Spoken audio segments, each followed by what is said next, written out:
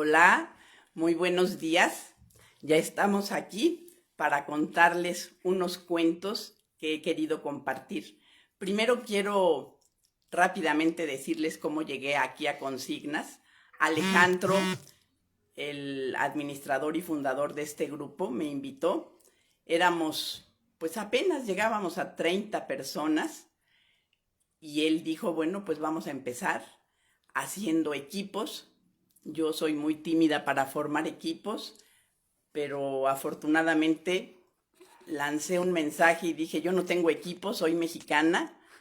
Y me contestó rápidamente mi queridísima Olguita Alanís y dijo, pues vamos a hacer equipo, yo también soy mexicana. Y así empezaron a llegar otras compañeras como Maru Parodi, como Lorena de Montserrat, Tatiana, que ustedes ya la han visto, la conocen muy bien.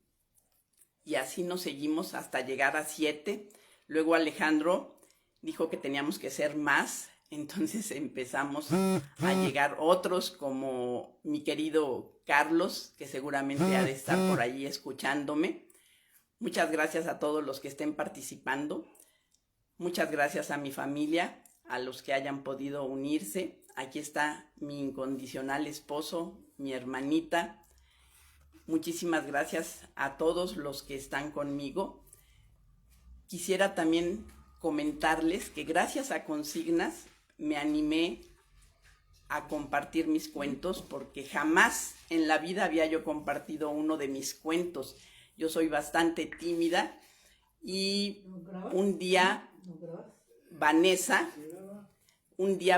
me dijo, me hizo una entrevista. Vanessa todo lo hace fácil y me dijo, Marta, tú publica, ¿qué importa que les guste o no les guste? Siempre va a haber alguien a quien le guste tu cuento y también siempre va a haber alguien a quien no les guste. Tú escribe para quien les guste. Entonces le agradezco muchísimo a Vanessa que me haya dicho eso, porque gracias a ella me animé. Ella me grabó un cuento, qué lástima que no lo vamos a escuchar en su voz, que se llama Listo, mi capitán, dedicado a mi padre querido. Después, Alejandro cada semana mandaba una consigna para hacer un cuento. Nos traía en friega porque cada 2 días teníamos que hacer un cuento y yo le escribí a Alejandro y le dije, oye Alejandro, nos das muy poco tiempo. Y simplemente decía, bueno, pues así es el concurso. Y yo me había comprometido, entonces soy muy, muy, muy cumplida en mis compromisos, obsesivamente cumplida, así que pues tuve que hacerlo. Pero gracias a Consigna, estaba yo viendo los cuentos, ya tengo como 15 cuentos nuevos, no todos a lo mejor son estupendos, pero bueno, tienen calidad. Y aquí en el primer campeonato estuvimos concursando 30 personas más o menos, y yo pertenezco al equipo Esencia Escrita, a quien le mando un saludo, un abrazo y todo mi amor y mi corazón, porque me han ayudado mucho. Y ganó el primer lugar mi queridísima Olga Alanís con su cuento Frío Invierno. El grupo creció. Creo que llegamos a ser más de 200 participantes. Finalmente me dijo Alejandro que éramos 174 los que estábamos. 154 se inscribieron para participar en el segundo campeonato y 112 finalmente son los que mandamos cuentos. ¿Y cuál fue mi sorpresa? De que quedé entre los primeros 14. Luego descontaron algunos y quedé entre los primeros 6.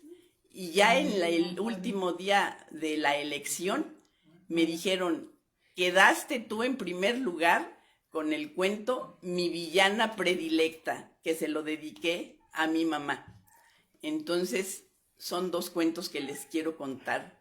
Y también quiero agradecer muchísimo a mi admirado y admirable Oliverio, mi ahijado Oliverio, que a lo mejor me está escuchando junto con su mamá y con Charlotte, que es una niña preciosa, a la que le voy a dedicar también unos cuentos. Pero Oliverio y Lulú escucharon mi cuento, La villana predilecta, Listo mi capitán, y me dijeron, publica, ¿qué haces? ¿Por qué no publicas? ¿Qué te importa lo que piensen los demás? Tú publica. Y bueno, me quité finalmente esa timidez. Bueno, la sigo teniendo, pero dije, les voy a hacer caso, a lo mejor me va bien. Y publiqué. Todavía no hago ningún libro de cuentos, pero ya con esto pues tengo pensado hacerlo. Y entonces estoy muy, muy agradecida con todo el equipo de Consignas, con sus administradores. Ya les mencioné, Alejandro, Vane, Mónica y algunos otros. Yo con los que he tratado más es con Vane, con Alejandro. Alejandro en este mismo momento me tomó una llamada porque ya estaba yo aquí nerviosa de que no podía entrar. Todavía no soy ducha en esto de manejo de Facebook, pero finalmente lo logré y aquí estoy con ustedes para compartir mi cuento. Quisiera presumirles, ahora sí ando de presumida, Alejandro y el grupo de Consignas, firmado por Alejandro y por Mónica, me dieron una constancia de primer lugar en el segundo campeonato. Y bueno, no me fue mal, pienso que no me fue mal porque de 112 participantes haber ganado el primer lugar, creo que es una buena calificación. Entonces estoy muy contenta. Les enseño mi diploma, mi constancia de primer lugar. No sé si la alcancen a ver, pero allí dice primer lugar. Esa es mi constancia, para que vean que no les estoy mintiendo. Y también me dieron el segundo campeonato con Mi villana predilecta, que es el cuento que yo le dediqué a mi mamá. Pues entonces procedo a leerles el cuento de Mi villana predilecta. Un saludo a toda mi familia sin excepción, sobre todo a mi primo Carlos Reyes, que ya regresó. Estaba enfermo en el hospital y le dije, ya, párate y vete a tu casa para que me escuches. Así que qué bueno que ya está en su casa con su hermano Alejandro y mi queridísima tía Cristina. Bueno, no puedo extenderme más en tantos saludos como yo quisiera. Tengo poco tiempo, les comparto mi cuento de Mi villana predilecta. Si se me salen las lagrimitas porque soy muy chillona, por favor me perdonan. Entonces va la lectura, Mi villana predilecta, dedicado a mi madre querida. Todos los viernes, mis amigos y yo acostumbrábamos quedarnos después de las clases en el jardín de la escuela. ¿Y para qué nos quedábamos? Pues para platicar. Conversábamos de todo lo que se nos ocurría, de nuestros sueños, de nuestros miedos, de lo que nos gustaría hacer de grandes, de lo mucho que nos encantaba ver las nubes y las figuras mágicas que formaban. Hablábamos y hablábamos sin parar. Ay, estos ratitos eran muy padres, porque nos apapachábamos con toda atención y si teníamos alguna preocupación, pues entonces nos escuchábamos. Un día, Panchito Hinojosa nos propuso que el tema del viernes fuera hablar sobre la peor señora del mundo que nosotros conociéramos en la vida. Y todos aplaudimos el tema porque pues todos conocíamos a una peor señora del mundo. Así que llegó el viernes y estábamos felices de reunirnos. Además de Panchito, también llegó Fallo Barajas, mi querido Hugo Oliver, mi Charlie Arthur, mi amiguísima Lulú Tobar, la pequeña Ofe Sánchez y yo Martina, estaba allí. Éramos 7 niños, muy, muy amigos, y sabíamos mucho de cada uno de nosotros porque nos contábamos todo. El asunto de la peor señora del mundo nos gustaba, pero nos intimidaba hablar de esa mujer malvada que cada uno conocía, y no nos atrevíamos a pedir la palabra. El primero que se animó a hablar fue Hinojosa, porque él propuso el tema y dijo: la peor señora del mundo que yo he visto es una mamá que tiene 5 hijos. Es fea como un arrepentimiento, con un grano en la nariz, gorda como hipopótamo. Él sabía que esa señora le daba de cachetadas a sus hijos y les jalaba los pelos hasta quedarse con ellos en la mano y les gritaba: ¡niños tontos!, para humillarlos. Les daba de comer comida de perro y si ellos la vomitaban, los obligaba a meter en su boca más alimento perruno. Después le tocó el turno a mi queridísima Lulú Tobar y mencionó que ella conocía a la peor señora del mundo y se parecía un poco a la que describió Panchito. Esta señora, decía Lulú, era su vecina y siempre estaba enojada y le daba puñetazos en las narices a quien se encontraba, pateaba a los viejitos y empujaba a las viejitas. Nadie se le quería acercar porque le tenía mucho miedo. Luego llegó el turno de mi amiga Ofe, la pequeña. Le decíamos pequeña porque era la chaparrita del grupo. Y así se quedó, no creció. Nos contó que ella conocía a una señora temida hasta por los animales. Fíjense que las tarántulas corrían al percibirla, porque si no, ella se las comía, se las tragaba a las pobrecitas indefensas. Y las hormigas ni siquiera hacían sus hormigueros cerca de esa señora malvada, pues le tenían miedo porque les echaba agua caliente en sus hormigueros. Y por fin habló Hugo Oliver. Describió a la peor señora del mundo que él conocía. Era perversísima, la más perversa que había en el mundo. Hugo nos dijo que él mismito había visto cómo agarraba a los niños y les echaba limón con chile piquín en los ojitos y cómo los niños, aterrados, huían de aquella señora. Ahora le tocó hablar a mi Charlie Arthur.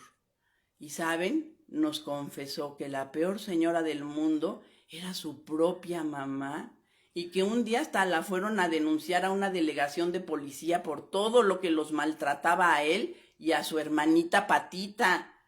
Los obligaba a subir a los camiones a vender chicles y los exponía a toda clase de peligros mientras ella se quedaba allí dormidota todo el día en su cama. Fallo Barajas afirmó que todas esas mujeres eran poco crueles al lado de la peor señora que él conocía. Era una señora fea, horrible, la más horrorosa de las que él jamás había visto. Fumaba un puro y el humo que aventaba dejaba su olor pestilente por todo el aire. Tenía las uñas largas y filosas y con ella rasguñaba a todo el que se le pasaba cerca. Contaban los niños que cada una de estas señoras podía ser acusada por ser tan violenta. Ellos coincidían en que eran feas y un poco viejas, con voces cascadas, grotescas, guácala, que daban asco, con sus pelos grasientos, cochinos. Eran unas verdaderas brujas, de esas que espantan a todo el mundo. Eran el mismito Coco en persona. Finalmente me tocó a mí hablar sobre cuál era la peor señora del mundo que yo había conocido.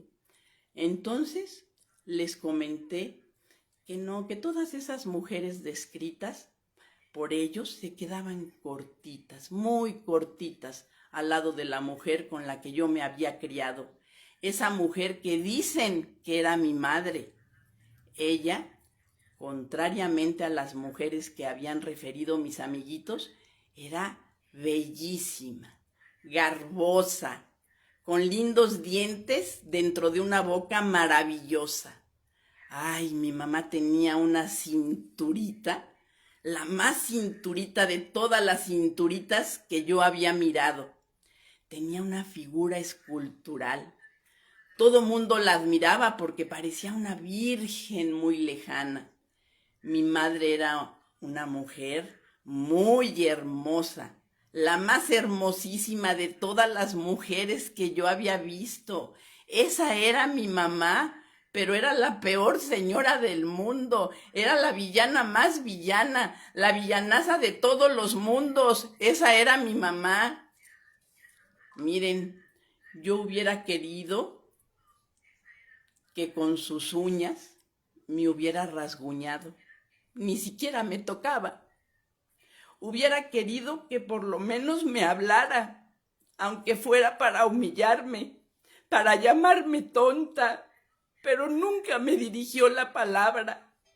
Me hubiera gustado que me diera comida de perro, y no. Yo siempre tenía todos los alimentos más suculentos, pero nunca los preparaba mi mamá. Ella sí que era la peorcísima de todas las señoras del mundo. Y yo hubiera querido que un día me mirara, aunque fuera con odio, y nunca me miró. Para ella yo era una niña invisible.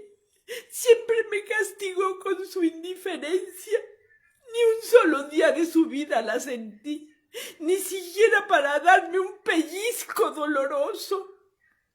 Esta mamá que yo tenía sí que era la peor señora del mundo. A pesar de ello, era mi villana predilecta, la preferida. Mis amiguitos me aconsejaron que la denunciara. ¿Pero qué iba yo a denunciar? Yo no tenía heridas en el cuerpo, ni moretones como otros niños. Yo no me podía quejar de que no me dieran de comer, porque en mi casa siempre había de todo, aunque siempre con mi mamá ausente.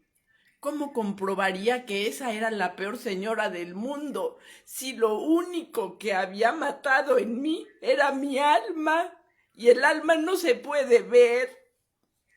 Mis cuates y yo concluimos entonces que no hay peor señora del mundo que una mamá que nunca toca a su niño, que nunca le hace una caricia, que nunca le habla ni siquiera para insultarlo, que jamás lo mira a los ojos. La indiferencia de una madre es lo que hace a una mujer la más villana de las villanas, y esa era mi mamá. Y un día mis amigos ya no lo supieron. Mi mamá se puso muy enferma y me acerqué a ella. La abracé, le cogí su mano. Fue la primera vez que tuve contacto con su piel y era tan suavecita. Le expliqué que yo la quería. Ella, sin abrir los ojos, solo alcanzó a balbucear: tú fuiste el más grande error de mi vida. Fuiste mi equivocación terrible. Y dejó de respirar. Pero ¿saben? A pesar de todo, para mí, mi mamá es mi villana predilecta. Gracias por escuchar este cuento. Con este cuento gané el primer lugar. Oliverio y Lulú y todos los que escucharon el cuento, mi familia, me han dicho que es un cuento cruel, pero quiero aclarar que mi mamá no tiene nada que ver con esta señora. Era bellísima mi mamá, pero mi mamá fue la más amorosa de todas las mujeres. Y ahora quiero contarles el cuento que le dediqué a mi papá. Se llama Listo mi capitán. Y donde quiera que estés, papá, te lo dedico. Te lo dedico. Nunca te dije que te admiraba tanto, padre, y me arrepiento de ello. Pero aquí está tu cuento. Listo mi capitán. Pronto amanecería. Cerca de aquella montaña agreste, el capitán pensaba en lo arduo de aquel día. Hacía frío. Ya estaba acostumbrado a aquellas incomodidades, a aquellas soledades. Ya nada lo perturbaba. La milicia había curtido su corazón, así que nada le importaba. En aquel desolado lugar la única justicia era la que el capitán imponía. Tomó otro cigarrillo y empezó a aspirarlo con profundo placer. Era de los pocos placeres que esa vida castrense le permitía. De pronto se escuchó un berrido largo, como cuando apuñalan a un marrano, el chillido adolorido de un cerdo.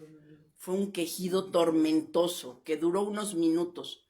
Nadie en aquel inhóspito lugar alcanzaba a escuchar, pero el capitán sí que escuchaba. El atormentado quejido del animal no hizo mella en los oídos del capitán.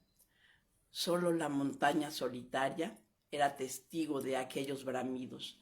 Así tenía que ser, sin otro observador más que fuera cómplice de lo desgarrador que escuchaba el capitán. No debía haber quien juzgara las acciones militares. Por eso el campamento permanecía alejadísimo y escondido en aquella montaña. Era un lugar de muy difícil acceso, elegido estratégicamente para favorecer las acciones de la milicia. El capitán seguía fumando mientras pensaba que un buen militar está para servir al pueblo. Todo lo que hago es por el bien de este pueblo. Entonces no había remordimientos.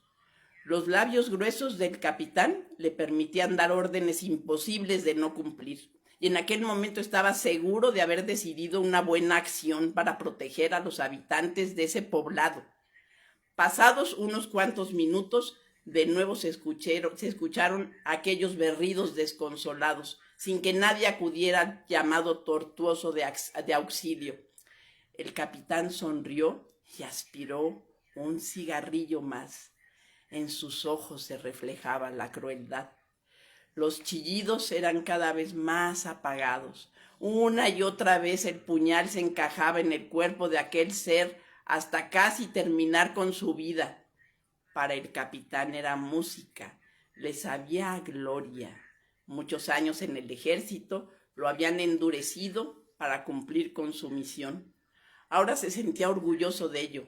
Había alcanzado muchos méritos, por eso estaba allí. Entre chillido y chillido marranesco, el capitán acariciaba su anillo colocado en su dedo medio de la mano derecha. Era un anillo de oro con el escudo militar en donde había estudiado. Se lo había ganado por sus extraordinarias obras cumplidas y lo usaba para madrear a quien lo estorbara o a quien se lo merecía.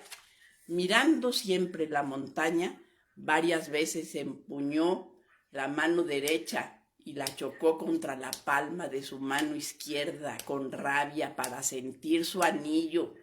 Volvía a sonreír mientras se decía con voz ronca: este cabrón se lo buscó. Aquí vine a hacer limpieza. Los subordinados lo admiraban porque no le temblaba la voz para ordenar y hacer cumplir las órdenes. Siempre les decía: las órdenes no se discuten, se cumplen, se obedecen. La mano dura del capitán hacía falta en aquellos lugares tan abandonados por Dios. Al capitán también le había tocado obedecer órdenes aparentemente injustas, pero las obedecía porque a los superiores no se les contradecía. Por tercera vez escucharon aquellos berridos ya muy apagados. El capitán volvió a sonreír. Por atrás de él llegó un cabo fornido y alto, un cabo pelón, joven, treintañero, fuerte. Se le cuadró con respeto y le gritó: listo, mi capitán, misión cumplida, tal como lo pidió. El capitán giró lentamente la cabeza para mirar al cabo. Con el puñal en la mano, entintado de sangre, con el pecho desnudo, el capitán preguntó con un ademán de cabeza altiva: ¿dónde está? El cabo caminó hacia la montaña a la vez que le decía: por aquí, mi capitán. Juntos llegaron al sitio en el que estaba el agonizante hombre apuñalado con varias heridas en la panza, otras más en la garganta, sobre un charco de su propia sangre. El capitán miró al casi muerto con desprecio, se agachó para mirarlo y apagó su cigarrillo en uno de los ojos del despojo humano. Todavía el ensangrentado movió las patas, mientras el capitán le apachurraba el ojo con su cigarro y decía: este cabrón no volverá a violar a ninguna otra mujer. Qué bueno que ni balas gastamos en él. Enseguida, el capitán le dio un puñetazo en la frente con su anillo, lo pateó y ordenó: aquí lo dejan para que se lo traguen los perros. Ay, mi querido capitán, así eras tú. Yo te conocí, pero así eras tú. Y un último cuento dedicado a mi sobrino Tomás. Hubiera yo querido que estuviera aquí, pero ni modo, a veces la familia no está. La familia en la que uno nace, a veces no es la familia que a uno nos conviene, pero ni hablar, así son las cosas. Y mi querido sobrino Tomás, con el que yo crecí, bueno, él creció conmigo, le hice este cuentito que se llama Las arañas de la suerte. Dice: desde que Tomás era un niño de 8 años, se dio cuenta de que tenía un raro don. Podía presentir las arañas, cualquier tipo de araña, en cualquier lugar, por recóndito que éste fuera. Incluso cuando dormía, se despertaba si presentía alguna. Tomás la podía descubrir, y quién sabe a qué se debía, pero cada vez que Tomás mataba a una araña, inmediatamente su buena suerte se manifestaba. Siempre que Tomás aplastaba a una pobrecita araña, repetía esta frase: para ti la muerte y para mí la suerte. Y ¡zas!, de un chanclazo, o con un palo, o con lo que tuviera en la mano, despanzurraba a la arañita. Claro que la suerte y las arañas nada tenían que ver, pero Tomás, como tantas otras personas, creía en algunas señales supersticiosas, y para él las arañas eran verdaderos augurios de que algo bueno sucedería en su vida. Ahí hay una araña, se decía. Inmediatamente cogía su chancleta u otro zapato pesado y perseguía a la araña.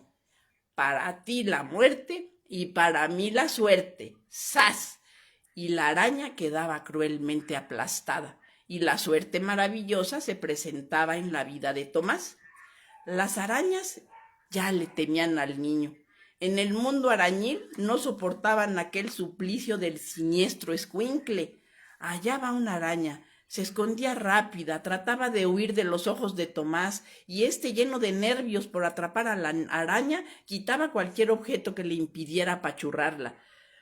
Los arácnidos trataban de engañar a Tomás, metiéndose debajo de cualquier bote o atrás de cualquier cuadro. Se quedaban quietecitas en una esquina donde no pudiera entrar el terrible zapato que las aplastaría. Sin embargo, para el mocoso no había poder que le permitiera deshacerse de una araña. Perseguía a su presa con obsesión, porque creía que si se le escapaba, también su suerte se escabulliría. Cuando Tomás le ponía la mirada a su pobre víctima, difícilmente ésta tenía salida. Tomás no dejaba en paz a su presa de 8 patas, grande o pequeña, patona o peluda, brincadora, trepadora o lenta. Una vez que Tomás la descubría, ella moriría sin piedad. El niño de un zapatazo la despanzurraba y sentía un placer malsano al mirar a su presa muerta. Mas el chiste era decir de inmediato la frase mágica, pedir algún deseo: para ti la muerte y para mí la suerte. Entonces Tomás al instante procedía a pedir su deseo. Y ay, cuántas arañitas ayudaron a que los deseos del chamaquillo irrespetuoso se realizaran. Por fin una de ellas decidió vengarse de Tomás, pues en el reino de las arañas ya no toleraban tan horrible persecución. Una araña muy atrevida observó a Tomás. Estudió cuidadosamente el terreno, todos los rincones por donde podría resguardarse el destripador de arañas. Era una araña negra, panzona, hábil, rápida, que pensaba destruir a Tomás. Sus compañeras estaban a la expectativa. ¿Cómo se desharía del niño que las torturaba si él siempre presentía dónde estaban? La araña planeaba el desquite y después de mucho concluyó que la desesperación era la mejor arma para vencer al niño enemigo. Y allá va la valiente araña, se enfrentará a Tomás. Cuidado, araña, Tomás te ha visto ya. Ahora el escuincle con su chancla en la mano se apresura para asesinarla. Con cautela levanta su brazo derecho en la que lleva su espantosa chancla destructora de arañas. La inteligente araña negra mira con sus pequeños ojillos cómo Tomás deja caer brazo y chancla, y cuando Tomás cree ganada la batalla, su contrincante saltarina, con una agilidad nunca vista en otra de la misma especie, evade el golpe. Con harta rapidez se introduce en un agujero para ponerse a salvo. Tomás no puede aceptar que su buena suerte se le vaya, pero no logra hacer nada en contra de la intrépida araña oscura que se ha refugiado en un pequeño orificio donde la chancla de Tomás no logra alcanzarla. Tomás aguarda, está tenso. Este infinito momento es una prueba de paciencia y perseverancia entre la araña y Tomás. La araña no sale. Tomás empieza a impacientarse como lo había previsto la inteligente araña. El niño, por un breve espacio de tiempo, no sabe qué hacer. Decide marcharse por un insecticida para luego rociarlo en el minúsculo escondite. El líquido asesino penetra hasta donde la araña se encuentra. La arañita no esperaba esto. Se encoge, se asfixia, se debilita. Sin embargo, no quiere morir sin hacer la guerra.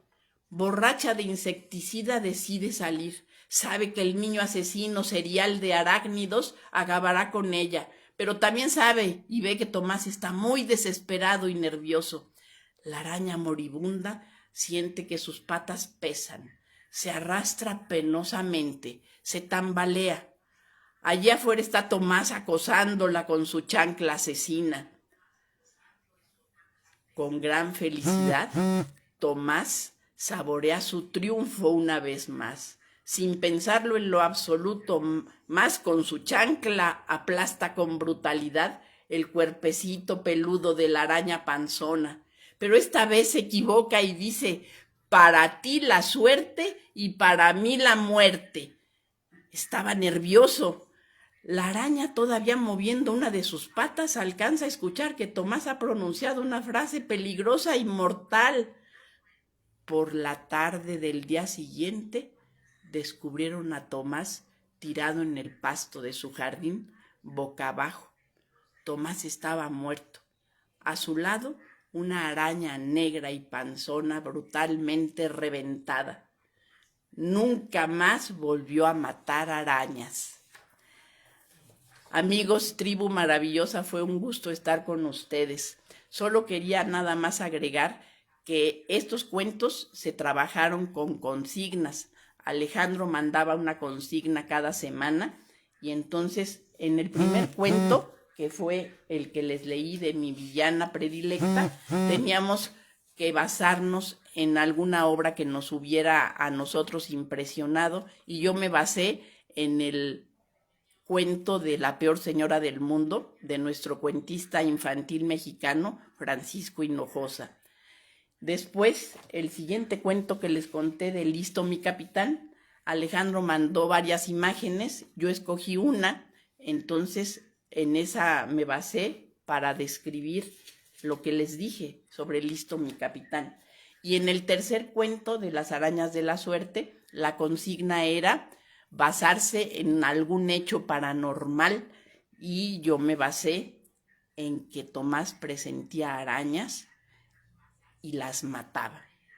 Pero ya ven cómo le fue. Niños, no maten arañas, mejor atrápenlas. Yo ya hice mi atraparañas, las atrapo y luego las llevo a un lugar donde no hagan daño.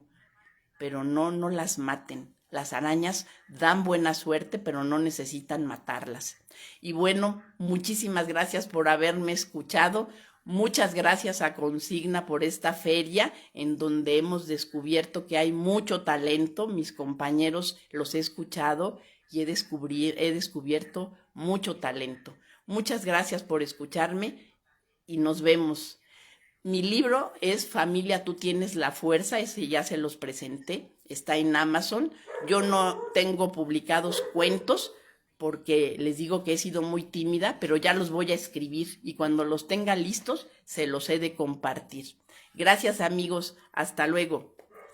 Bye.